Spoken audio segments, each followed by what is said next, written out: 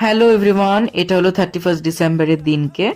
তো ওদিনকে আমাদের কোনো পিকনিকের প্ল্যান ছিলই না এবং বেরোনোরও কোনো প্ল্যান ছিল না। আমি বাড়িতেই ছিলাম। তো হঠাৎ দেখলাম আমার বন্ধু মানে আনিকেশ, ওকে তোমরা দুটো ব্লগে দেখেছো। তো ও দেখলাম স্কুটি নিয়ে এসছে, হঠাৎ করে বলছে যে চা খেতে যাবো। আমি বললাম ঠিক আছে তো ওই চা খেতে গেছিলাম, তারপর গল্প, মজা। ও আমাকে বলছে এখানে ছবি তুলতে, আর আমি ওর ভিডিওই করে যাচ্ছি, বলছে ফটো তুল, আমি ওর ভিডিও করছিলাম। আর তো এই জায়গাটা খুবই সুন্দর, আমি গেছিলাম এখানে আরো একবার না হয় দুবার গেছিলাম।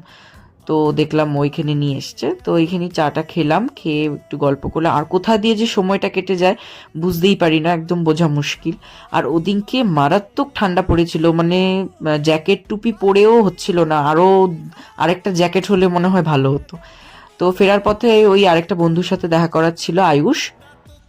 ওকেও তোমরা একটা ব্লগে দেখেছো, ক্রিসমাসের দিনকে আমরা ঘুরতে গেছিলাম, ও গেছিল আমাদের সাথে। তো ওখানে দাঁড়িয়ে আবার আমরা তিনজন গল্প করলাম।